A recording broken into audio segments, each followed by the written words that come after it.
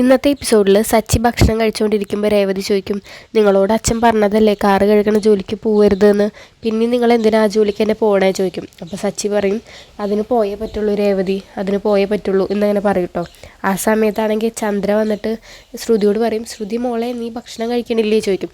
ആ ആൻറ്റി കഴിക്കാം, ഞാൻ ഈ അക്കൗണ്ട്സൊക്കെ ഒന്ന് ശരിയാക്കിക്കോട്ടെ എന്നൊക്കെ പറയും. അപ്പോൾ ചന്ദ്ര പറയും, നീ എല്ലാം നല്ല ശ്രദ്ധിച്ച് ചെയ്തോ, കാരണം ഇനി ഈ വീടിൻ്റെ ചിലവും എല്ലാവരുടെ ചിലവും നീയല്ലേ നോക്കേണ്ടത്, കാരണം ചിലവർക്കൊന്നും ഇവിടെ ഇപ്പോൾ ജോലിയില്ലല്ലോ എന്നൊക്കെ പറയാം, നിനക്ക് മാത്രമല്ലേ ജോലിയുള്ളൂ എന്നൊക്കെ അങ്ങനെ പറയും കേട്ടോ. അപ്പോൾ അതൊക്കെ കേൾക്കുമ്പോൾ സച്ചി രേവതിയോട് പറയും, കേട്ടില്ലേ രേവതി, ഇതുകൊണ്ടാണ് ഞാൻ പറഞ്ഞത് ഉള്ള ജോലിക്ക് പോകണമെന്ന്.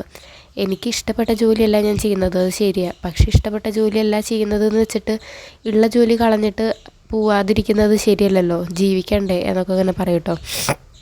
അപ്പോൾ അത് കേൾക്കുമ്പോൾ ചന്ദ്ര ശ്രുതിയോട് ഇങ്ങനെ പറയും, കേൾക്കടാ നീ നന്നായി കേൾക്കുമെന്ന് പറയും.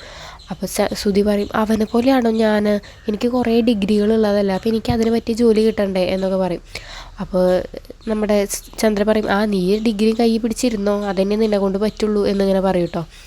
അതിനുശേഷം രവി വേഗം വരികയാണ്, സച്ചി വാടാ, നീ വേഗം വായോ, നിനക്കൊരു സാധനം ഞാൻ കാണിച്ചു തരാമെന്ന് പറഞ്ഞിട്ട് സച്ചിനെയും രേവതിനെയും എല്ലാവരെയും കൂട്ടിയിട്ട് വീടിൻ്റെ ഉമ്മറത്തേക്ക് പോവാണ്.